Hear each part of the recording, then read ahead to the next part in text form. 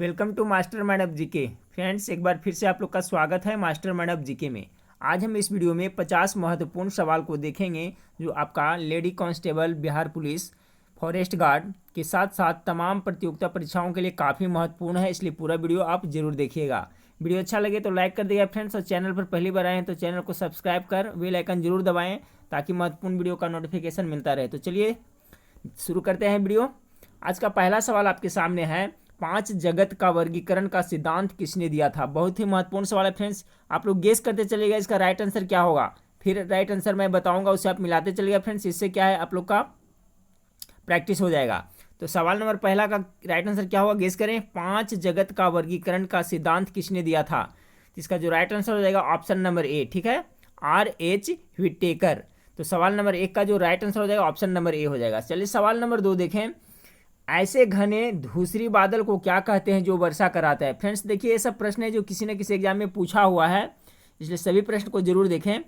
तो ऐसे घने धूसरी बादल को क्या कहते हैं जो वर्षा कराते हैं। तो सवाल नंबर 2 का जो राइट आंसर होगा फ्रेंड्स ऑप्शन नंबर डी हो जाएगा, ठीक है, वर्षा स्तरीय मेघ कहा जाता है। चलिए सवाल नंबर 3 को देखते हैं। सवाल नंबर 3 आपके सामने फ्रेंड्स कि भारतीय वानिकी अनुसंधान एवं शिक्षा परिषद कहाँ स्थित है। तो गेस करें इसका राइट आंसर क्या होगा। ऑप्शन ए में देहरादून, बी में रायपुर, सी में नई दिल्ली और डी में रांची। इसका जो राइट आंसर हो जाएगा फ्रेंड्स ऑप्शन नंबर ए हो जाएगा, देहरादून में है। भारतीय वानिकी अनुसंधान एवं शिक्षा परिषद कहाँ स्थित है, तो देहरादून में स्थित है। सवाल नंबर 4 को देखें कि एंजाइम की गतिविधि किसके परिवर्तन से नियंत्रित हो सकती है। तो क्या होगा इसका राइट आंसर फ्रेंड्स। इसका जो राइट आंसर हो जाएगा ऑप्शन नंबर सी, पीएच, यानी पीएच स्केल के बारे में कहा जा रहा है फ्रेंड्स, यानी कि एंजाइम की गतिविधि किसके परिवर्तन से नियंत्रित हो सकती है। तो एंजाइम का डिपेंड करता है फ्रेंड्स को अम्लीय है या क्षारीय है, यानी कि उसका पीएच मान कितना है उस पर डिपेंड करता है, ठीक है। तो इस तरह से देखिए प्रश्न आपको पूछा हुआ, एग्जाम में पूछा हुआ प्रश्न है। तो सवाल नंबर 4 का राइट आंसर हो जाएगा ऑप्शन नंबर सी। चलिए सवाल नंबर 5 को देखें। सवाल नंबर 5 है कि यूकैरियोटिक कोशिकाओं की प्लाज्मा झिल्ली किसकी बनी होती है। तो देखिए जो यूकैरियोटिक कोशिकाएं होती हैं उनका जो प्लाज्मा झिल्ली बनी होती है फ्रेंड्स किससे। तो सवाल नंबर 5 का जो राइट आंसर हो जाएगा फ्रेंड्स ऑप्शन नंबर सी हो जाएगा, ठीक है, फास्फोलिपिड से बना होता है। किससे, फास्फोलिपिड से। सवाल नंबर 5 का right answer option number C हो गया। चलिए सवाल नंबर 6 को देखें। सवाल नंबर 6 आपका है कि अप्रतिकारी गैस किसे कहा जाता है। तो अप्रतिकारी गैस किसे कहा जाता है। तो सवाल नंबर 6 का राइट आंसर हो जाएगा ऑप्शन नंबर बी, हाइड्रोजन को अप्रतिकारी गैस कहा जाता है। चलिए सवाल नंबर 7 को देखें। सवाल नंबर 7 आपका है कि नाभिकीय अभिक्रिया को किस दृष्टि से संतुलित किया जा सकता है। तो जो नाभिकीय अभिक्रिया है उसको किस दृष्टि से संतुलित किया जा सकता है, गेस करें इसका राइट आंसर क्या होगा। ऑप्शन ए में द्रव्यमान एवं आयतन, बी में ऊर्जा एवं भार, सी में इलेक्ट्रॉन की संख्या और डी में है द्रव्यमान एवं ऊर्जा। तो सवाल नंबर 7 का राइट आंसर हो जाएगा ऑप्शन नंबर डी, द्रव्यमान एवं ऊर्जा से संतुलित किया जा सकता है नाभिकीय अभिक्रिया को। तो सवाल नंबर 7 का right answer option number D हो गया। चलिए सवाल नंबर 8 को देखें। सवाल नंबर 8 है कि कौन एक जीवित जीवाश्म कहलाता है। गेस करें, काफी महत्वपूर्ण सवाल है फ्रेंड्स। जीवित जीवाश्म क्या कहलाता है, कौन कहलाता है फ्रेंड्स। ऑप्शन दिया हुआ है आपके सामने। सवाल नंबर 8 का राइट आंसर हो जाएगा ऑप्शन नंबर बी, जिंकगो, ठीक है, जिंकगो। कौन एक जीवित जीवाश्म कहलाता है, तो जिंकगो है जो एक जीवित जीवाश्म कहलाता है। सवाल नंबर 8 का right answer option number B हो जाएगा। चलिए सवाल नंबर 9 को देखें। सवाल नंबर 9 है कि ओजोन परत के अवक्षय के कारण किस देश में त्वचा कैंसर की क्रॉनिक समस्या है। जैसा कि आप लोग जानते हैं फ्रेंड्स, जो CFC होता है क्लोरोफ्लोरोकार्बन, इससे क्या है कि ओजोन परत अवक्षय हो रहा है, ठीक है। तो सवाल देखिए पूछा जा रहा है कि ओजोन परत के अवक्षय के कारण किस देश में त्वचा कैंसर की क्रॉनिक समस्या है। तो सवाल नंबर जो 9 है इसका राइट आंसर हो जाएगा ऑप्शन नंबर ए, ऑस्ट्रेलिया। चलिए सवाल नंबर 10 को देखिए। सवाल नंबर 10 है कि कंकाल का मुख्य कार्य क्या है। तो जो हम मानव कंकाल होते हैं फ्रेंड्स उसका मुख्य कार्य क्या है, तो गेस करें इसका राइट आंसर क्या होगा। तो सवाल नंबर जो 10 है इसका right answer option number B हो जाएगा, शरीर को निश्चित आकार प्रदान करना। जी हाँ, कंकाल जो होता है फ्रेंड्स वो क्या है, शरीर को एक निश्चित आकार प्रदान करता है। चलिए सवाल नंबर 11 को देखें। सवाल नंबर 11 आपका है कि जीवित शरीर के भीतर कोशिका या उत्तक की मृत्यु को क्या कहा जाता है। बहुत ही वीवीआई सवाल है फ्रेंड्स, गेस करें इसका राइट आंसर क्या होगा कि जीवित शरीर के भीतर कोशिका या उत्तकों की मृत्यु को क्या कहा जाता है। तो सवाल नंबर 11 का राइट आंसर हो जाएगा फ्रेंड्स ऑप्शन नंबर ए, नेक्रोसिस कहा जाता है। क्या कहा जाता है? तो नेक्रोसिस कहा जाता है। ऑप्शन नंबर ए इसका बिल्कुल राइट आंसर हो जाएगा। चलिए सवाल नंबर 12 को देखते हैं। सवाल नंबर 12 आपका है कि भूकंप की 3 तरंगों में सर्वाधिक विध्वंसकारी कौन है? ये भी बहुत ही महत्वपूर्ण सवाल है फ्रेंड्स, गेस करें। भूकंप के जो 3 तरंगे होते हैं फ्रेंड्स, PLS, उसमें से सबसे ज़्यादा हानिकारक या विध्वंसकारी तरंगे किसे कहा जाता है? तो सवाल नंबर 12 का जो राइट आंसर हो जाएगा फ्रेंड्स, ऑप्शन नंबर बी हो जाएगा। ठीक है, नहीं, एल तरंग है जो बहुत ही विध्वंसकारी होता है। चलिए सवाल नंबर 13 को देखिए। सवाल नंबर 13 आपका है कि क्यूटिकल किस में नहीं पाया जाता है? तो किस में क्यूटिकल नहीं पाया जाता है? तो सवाल नंबर जो 13 इसका राइट आंसर होगा फ्रेंड्स, ऑप्शन नंबर ए, जड़ में है जो क्यूटिकल नहीं पाया जाता है। देखिए फ्रेंड्स, ये सब प्रश्न आपका एग्जाम में पूछा हुआ प्रश्न है, इसलिए मैं आप लोग को प्रैक्टिस करवा देता हूं ताकि आप लोग का हेल्प हो जाए। चलिए सवाल नंबर 14 को देखें कि जल की अस्थायी कठोरता किसकी उपस्थिति के कारण होती है? तो सवाल नंबर जो 14 है फ्रेंड्स, इसका राइट आंसर हो जाएगा ऑप्शन नंबर सी, जल की अस्थायी कठोरता कैल्शियम और मैग्नीशियम के बाइकार्बोनेट के कारण होती है। तो सवाल नंबर 14 का राइट आंसर ऑप्शन नंबर आपका सी हो जाएगा। चलिए सवाल नंबर 15 को देखें। सवाल नंबर 15 है कि जब किसी माध्यम का ताप बढ़ता है तो उस माध्यम में प्रकाश का वेग क्या होता है? ताप बढ़ने से प्रकाश की चाल पर क्या प्रभाव पड़ता है फ्रेंड्स, गेस करें। तो सवाल नंबर 15 का है जो राइट आंसर हो जाएगा ऑप्शन नंबर सी, कोई प्रभाव नहीं पड़ता है, यानी कि अपरिवर्तित रहता है। तो सवाल नंबर 15 का जो राइट आंसर हो जाएगा फ्रेंड्स, ऑप्शन नंबर सी हो जाएगा, अपरिवर्तित रहता है। चलिए सवाल नंबर 16 को देखें। सवाल नंबर 16 है कि निम्न में से किस में अपरंपरागत ऊर्जा स्रोत का उपयोग होता है? तो गेस करें फ्रेंड्स, इसका राइट आंसर क्या होगा? तो सवाल नंबर जो 16 है इसका राइट आंसर होगा फ्रेंड्स, ऑप्शन नंबर बी, सौर लालटेन में। देखिए एक होता है फ्रेंड्स परंपरागत और एक होता है गैर परंपरागत, कहिए या तो अपरंपरागत। ठीक है, तो अपरंपरागत या गैर परंपरागत के अंतर्गत आप क्या आ गया फ्रेंड्स, जैसे कि सौर ऊर्जा आ गया। ठीक है, उसके बाद में आ गया आपको पवन ऊर्जा आ गया। ये सभी है जो किसके अंतर्गत आएगा? तो अपरंपरागत स्रोत के अंतर्गत आता है। तो सौर लालटेन में आपका अपरंपरागत ऊर्जा स्रोत का उपयोग होता है। ठीक है, तो चलिए सवाल नंबर 16 का right answer option number B हो गया। सवाल नंबर 17 को देखें कि प्लांक के अचर में किसका आयाम होता है? तो प्लांक के अचर में किसका आयाम होता है? तो सवाल नंबर 17 का जो राइट आंसर होगा फ्रेंड्स, ऑप्शन नंबर डी हो जाएगा, कोणीय गति का होता है। चलिए सवाल नंबर 18 को देखिए। सवाल नंबर 18 है कि जल में तैरना न्यूटन की गति के किस नियम के कारण संभव है? इसका आंसर आप लोग को पता होना चाहिए फ्रेंड्स।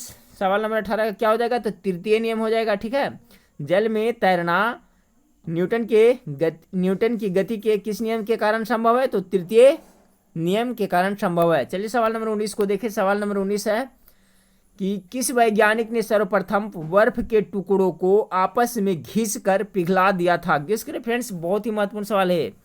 कौन वैज्ञानिक थे वो जो सर्वप्रथम बर्फ के 2 टुकड़े को आपस में घिसकर पिघला दिया था? तो सवाल नंबर 19 का right answer option number D हो जाएगा, डेवी ने। किसने? डेवी ने। चलिए सवाल नंबर 20 को देखते हैं। सवाल नंबर 20 आपका फ्रेंड्स की रेडियोधर्मी पदार्थ में किसके उत्सर्जन से पदार्थ में कोई परिवर्तन नहीं होता है? कि रेडियोधर्मी पदार्थ में किसके उत्सर्जन से द्रव्यमान या आवेश में कोई परिवर्तन नहीं होता है? तो सवाल नंबर जो 20 है इसका राइट आंसर हो जाएगा ऑप्शन नंबर सी, गामा किरण। ठीक है, किसके उत्सर्जन से? तो गामा किरण के उत्सर्जन से। चलिए सवाल नंबर 21 को देखें। हाँ फ्रेंड्स, तो सवाल नंबर 21 देखें कि पौधे नाइट्रोजन को किस रूप में लेते हैं? बहुत ही महत्वपूर्ण सवाल है फ्रेंड्स, गेस करें इसका राइट आंसर क्या होगा। तो देखिए पौधे जो नाइट्रोजन को अक्सर किस रूप में लेते हैं? तो नाइट्रेट के रूप में लेते हैं। ठीक है फ्रेंड्स, देखिए आपका सेट में दिया हुआ था नाइट्रस दिया हुआ है बुक में, लेकिन देखिएगा काफ़ी जगह पर आपको नाइट्रेट मिलेगा। ठीक है फ्रेंड्स, तो पौधे नाइट्रोजन को किस रूप में लेते हैं? तो नाइट्रेट के रूप में लेते हैं। चलिए सवाल नंबर 22 को देखें। सवाल नंबर 22 है पादप कोशिकाओं का सबसे बाहरी आवरण क्या कहलाता है? ये भी महत्वपूर्ण सवाल है फ्रेंड्स। पादप कोशिकाएं यानी पेड़ पौधे के बारे में कहा जा रहा है। तो पादप जो पेड़ पौधे की कोशिका होते हैं तो उसके कोशिकाओं का जो बाहरी आवरण होता है वो क्या कहलाता है? तो सवाल नंबर 22 का राइट आंसर होगा फ्रेंड्स ऑप्शन नंबर बी, कोशिका भित्ति। देखिए सवाल इस तरह से घुमा करके पूछा जाता है कि निम्नलिखित में से किसमें कोशिका भित्ति पाया जाता है। तो आपको दिया रहेगा फ्रेंड्स जंतु कोशिका, पादप कोशिका। तो याद रखिएगा जो कोशिका भित्ति होता है वो किसमें पाया जाता है, तो पादप कोशिका में पाया जाता है। तो यहाँ सवाल था पादप कोशिकाओं का सबसे बाहरी आवरण क्या कहलाता है, तो कोशिका भित्ति कहलाता है। चलिए सवाल नंबर 23 को देखते हैं। सवाल नंबर 23 है कि सुपर कंडक्टर की चालकता कितनी होती है। तो देखिए जो सुपर कंडक्टर होती है फ्रेंड्स, उसकी जो चालकता होती है उसका कोई लिमिटेशन नहीं होता, यानी असीमित होता है। तो ऑप्शन नंबर ए इसका बिल्कुल राइट आंसर हो जाएगा सवाल नंबर 23 का। चलिए सवाल नंबर 24 को देखिए। सवाल नंबर 24 आपका है कि मच्छरों के नियंत्रण हेतु प्रयोग होने वाली कीटभक्षी मछली कौन है। तो गेस करें फ्रेंड्स, मच्छरों के नियंत्रण हेतु प्रयोग होने वाली कीटभक्षी मछली कौन है। तो उस मछली का क्या नाम है फ्रेंड्स, तो इसका जो राइट आंसर होगा ऑप्शन नंबर सी हो जाएगा, गेम्बुसिया नाम है। क्या नाम है, गेम्बुसिया। सवाल नंबर 24 का right answer option number C हो जाएगा। चलिए सवाल नंबर 25 को देखते हैं। सवाल नंबर 25 है आपका कि जिका वायरस मानव शरीर के किस भाग को ग्रसित करता है। बहुत ही इंपॉर्टेंट सवाल है फ्रेंड्स, गेस करें। जो जिका वायरस होता है वो मानव शरीर के किस भाग को ग्रसित करता है। तो सवाल नंबर 25 का जो राइट आंसर होगा ऑप्शन नंबर डी हो जाएगा, यानी दिमाग को ग्रसित करता है। चलिए सवाल नंबर 26 को देखें। सवाल नंबर 26 है कि लवण जो जल का अवशोषण करता है क्या कहलाता है। तो लवण जो जल का अवशोषण करता है वो क्या कहलाता है फ्रेंड्स। तो सवाल नंबर जो 26 है इसका राइट आंसर हो जाएगा ऑप्शन नंबर ए हो जाएगा। ठीक है, क्या कहलाता है, तो हाइग्रोस्कोपिक लवण कहा जाता है। ठीक है फ्रेंड्स, देखिए वीडियो बनाने में काफ़ी मेहनत लगती है, इसलिए कम से कम वीडियो को लाइक जरूर कर दिया करें और दोस्तों में शेयर जरूर करें। तो सवाल नंबर 26 का जो राइट आंसर होगा फ्रेंड्स ऑप्शन नंबर आपका ए हो जाएगा। चलिए सवाल नंबर 27 को देखें। सवाल नंबर 27 है कि वह क्रिया जिसके द्वारा धातु को अचुंबकीय बनाया जाता है क्या कहलाती है। ये भी देखिए काफ़ी महत्वपूर्ण सवाल है और बहुत बार एग्जाम में रिपीट किया हुआ सवाल है। तो गेस करें इसका राइट आंसर क्या होगा कि वह क्रिया जिसके द्वारा धातु को अचुंबकीय बनाया जाता है कहलाती है। तो सवाल नंबर 27 का राइट आंसर हो जाएगा friends option number A, demagnetisation कहा जाता है उसे। क्या कहा जाता है, डीमैग्नेटाइजेशन। चलिए सवाल नंबर 28 को देखें कि गूंजहीन हॉल अनुरणन काल होता है। तो देखिए जो गूंजहीन हॉल होता है फ्रेंड्स, तो उसका जो अनुरणन काल होता है वो कितना होता है, तो 0 सेकेंड होता है। ठीक है, देखिए भी प्रश्न पूछा हुआ है एग्जाम में। तो सवाल नंबर 28 का राइट आंसर क्या हो जाएगा, ऑप्शन नंबर डी। एक बार फिर से देखिए, गूंजहीन हॉल अनुरणन काल होता है कितना, तो 0 सेकेंड होता है। चलिए सवाल नंबर 29 को देखें कि गैसों के विसरण का नियम किसने प्रतिपादन किया था। तो जो गैसों के विसरण का नियम का प्रतिपादन किसने किया था, गेस करें। सवाल नंबर 29 का जो राइट आंसर हो जाएगा फ्रेंड्स ऑप्शन नंबर डी हो जाएगा, किसने, ग्राहम ने। चलिए सवाल नंबर 30 को देखते हैं। सवाल नंबर 30 आपका है कि फिटकिरी गंदे पानी को किस प्रक्रिया द्वारा स्वच्छ करती है। तो गेस करें, देखिएगा फ्रेंड्स कि गंदा पानी उसमें अगर फिटकिरी आप डालते हैं तो देखिएगा वो स्वच्छ हो जाता है। ठीक है, तो कौन सा क्या होता है फ्रेंड्स, वही पूछा जा रहा है आपसे। तो सवाल नंबर 30 का राइट आंसर होगा क्या, ऑप्शन नंबर सी हो जाएगा, स्कंदन से होता है। क्या होता है, स्कंदन। तो फिटकिरी गंदे पानी को किस प्रक्रिया द्वारा स्वच्छ करती है, तो स्कंदन प्रक्रिया द्वारा स्वच्छ करती है। चलिए सवाल नंबर 31 को देखें। सवाल नंबर 31 है कि किसी देश के बाजार की खामियां खाली स्थान में दिखाई देती है। किसमें दिखाई देती है, तो आपको बताना है किसी देश की बाजार की खामियां किसमें दिखाई देती है।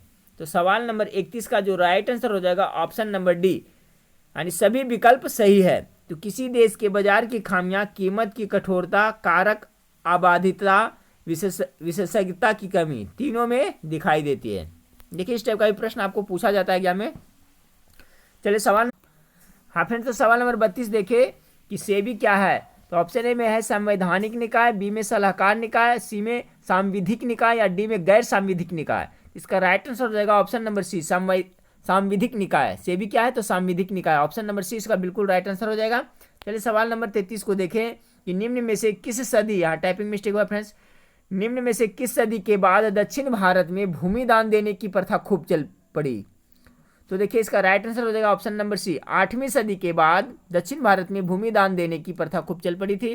चलिए सवाल नंबर 34 को देखें। सवाल नंबर 34 है कि सूरदास ने अपनी रचनाओं में निम्न में से किस भाषा का प्रयोग किया है?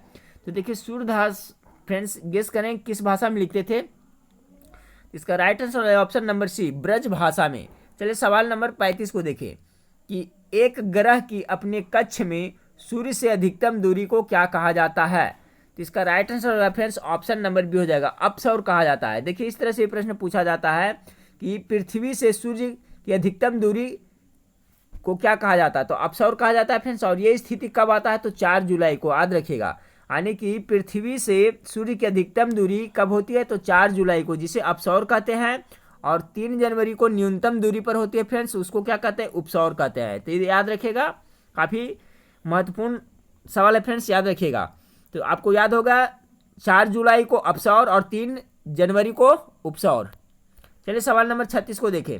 सवाल नंबर 36 है, निम्नलिखित में से किस राज्य से होकर कर्क रेखा नहीं गुजरती है? तो कर्क रेखा कहाँ से नहीं गुजरती है फ्रेंड्स, गेस करें। तो सवाल नंबर 36 का राइट आंसर हो जाएगा ऑप्शन नंबर ए, ओडिशा से। बाकी गुजरात, राजस्थान, पश्चिम बंगाल से होकर गुजरती है। देखिए इसका एक ट्रिक है फ्रेंड्स, ये भी याद रखिएगा कि जो कर्क रेखा है भारत के मुख्यतः 8 राज्यों से होकर गुजरती है। इसका ट्रिक यही है फ्रेंड्स, गमछा झाड़ मंत्री पढ़। देखिए ये सेंटेंस याद रखिएगा फ्रेंड्स, तो इसमें सभी राज्य आ जाता है। ग से गुजरात, म से मध्य प्रदेश, छ से छत्तीसगढ़, झ से झारखंड, म से मिजोरम, त्रि से त्रिपुरा, प से पश्चिम बंगाल, र से राजस्थान। यही 8 राज्यों से होकर कर्क रेखा गुजरती है। तो ये आप लोग याद रखिएगा फ्रेंड्स, इस ट्रिक से आपको कभी कंफ्यूजन नहीं होगा। गमछा झाड़ो मंत्री पर, ठीक है, यानी गमछा झाड़ मंत्री पर।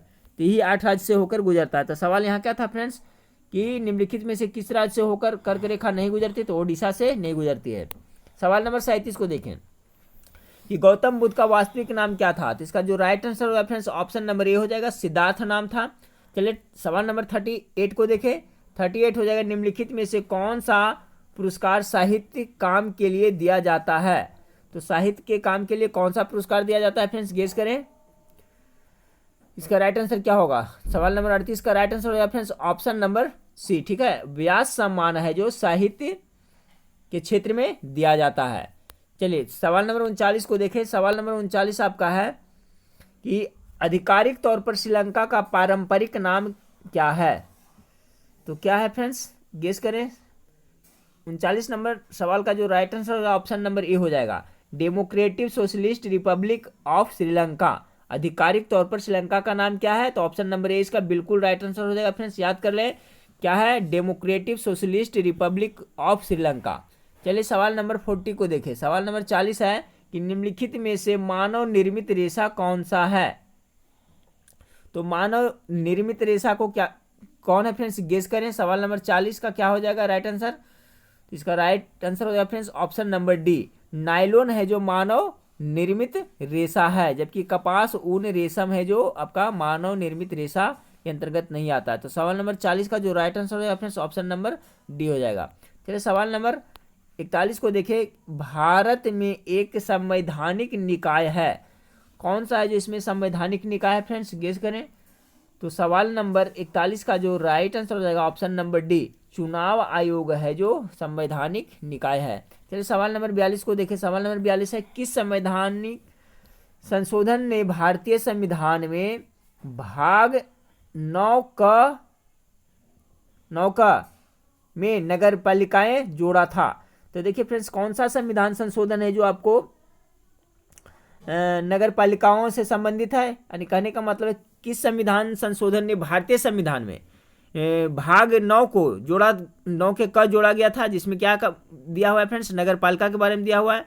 तो सवाल नंबर 42 का जो राइट आंसर होगा फ्रेंड्स ऑप्शन नंबर ए हो जाएगा, 74वां संविधान संशोधन के अंतर्गत भारतीय संविधान के भाग 9 के क में नगर पालिका जोड़ा गया था। ठीक है, कॉन्सेप्ट क्लियर हो गया फ्रेंड्स, याद रखिएगा, ये भी महत्वपूर्ण सवाल है। चलिए सवाल नंबर 43 को देखिए। सवाल नंबर 43 है कि किस उच्च न्यायालय ने यह फैसला दिया है कि एक बार में 3 तलाक कहने से तलाक होना गैर कानूनी है? तो सवाल नंबर जो 43 है इसका राइट आंसर हो जाएगा ऑप्शन नंबर बी, इलाहाबाद उच्च न्यायालय ने। किसने, कौन सा उच्च न्यायालय है? तो इलाहाबाद उच्च न्यायालय। चलिए सवाल नंबर 44 को देखें। सवाल नंबर 44 है फ्रेंड्स आपका कि अपने किस कार्यकारिणी कमेटी में कांग्रेस ने भू स्वामित्व को समाप्त करने की नीति अपनाई? ठीक है फ्रेंड्स, देखिए यहाँ पर थोड़ा सा एडजस्ट करने में डिफरेंट हो गया है। सवाल नंबर 44 को देखिए कि अपने किस कार्यकारिणी कमेटी में कांग्रेस ने भू स्वामित्व को समाप्त करने की नीति अपनाई? तो सवाल नंबर जो 44 है इसका राइट आंसर हो जाएगा ऑप्शन नंबर ए, कार्यकारिणी कमेटी 1937। चलिए सवाल नंबर 45 को देखिए। सवाल नंबर 45 आपका है कि छोटा नागपुर जनजाति विद्रोह कब हुआ था? तो आपका छोटा नागपुर जनजाति विद्रोह 1820 ईस्वी में हुआ था। कब हुआ था? तो 1820 ईस्वी में। चलिए सवाल नंबर 46 को देखिए, चंपारण सत्याग्रह किससे जुड़ा हुआ है? ये भी देखिए महत्वपूर्ण सवाल है फ्रेंड्स। तो किससे जुड़ा हुआ है चंपारण सत्याग्रह? ए में है आपका इजारदारी, बी में तिनकठिया, सी में जेनमिस। तो देखिए चंपारण सत्याग्रह तिनकठिया से जुड़ा हुआ है, तो ऑप्शन नंबर 20 का बिल्कुल राइट आंसर हो जाएगा। चलिए सवाल नंबर 47 को देखें कि उल गुलान विद्रोह किससे जुड़ा था? तो जो उल गुलान विद्रोह है किससे जुड़ा हुआ था? तो जो सवाल नंबर 47 का जो राइट आंसर होगा ऑप्शन नंबर डी हो जाएगा, बिरसा मुंडा से जुड़ा हुआ था। किससे? तो बिरसा मुंडा। चलिए सवाल नंबर 48 को देखें कि बिहार बंगाल से अलग कब हुआ था? तो बिहार है जो बंगाल से कब हुआ था? तो 1912 ईस्वी में अलग हुआ था फ्रेंड्स। 48 का right answer option number B हो जाएगा। चलिए सवाल नंबर 49 को देखें। हाँ फ्रेंड्स, तो सवाल नंबर 49 को देखें कि भारत में ग्रामीण संख्या की आबादी की कितनी प्रतिशत जनसंख्या प्राइमरी शिक्षा की सुविधा पाती है? तो इसका राइट आंसर हो जाएगा ऑप्शन नंबर ए, 94%। कितना? तो 94%। सवाल एक बार फिर से देखिए, भारत में ग्रामीण संख्या की आबादी की कितना प्रतिशत जनसंख्या प्राइमरी शिक्षा की सुविधा पाती है? तो 94% पाती है। सवाल नंबर 50 को देखिए फ्रेंड्स, जो इस वीडियो का लास्ट सवाल है कि भारत में पहला कौन सा विश्वविद्यालय होगा जो निजी व्यवस्था की देखरेख में होगा? ठीक है, नहीं प्राइवेट सेक्टर में होगा फ्रेंड्स। सवाल यही पूछा जा रहा है कि भारत में पहला कौन सा विश्वविद्यालय होगा जो निजी व्यवस्था की देखरेख में होगा? तो 50 का right answer option number C हो जाएगा, राजीव गांधी कंप्यूटर विज्ञान राष्ट्रीय विश्वविद्यालय। कौन सा? तो राजीव गांधी कंप्यूटर विज्ञान राष्ट्रीय विश्वविद्यालय। ठीक है फ्रेंड्स, तो ये 50 महत्वपूर्ण सवाल था फ्रेंड्स। इसी तरह से मैं कंटिन्यू वीडियो प्रोवाइड करता रहूंगा। नेक्स्ट वीडियो में फिर मिलते हैं। देखने के लिए थैंक यू, धन्यवाद।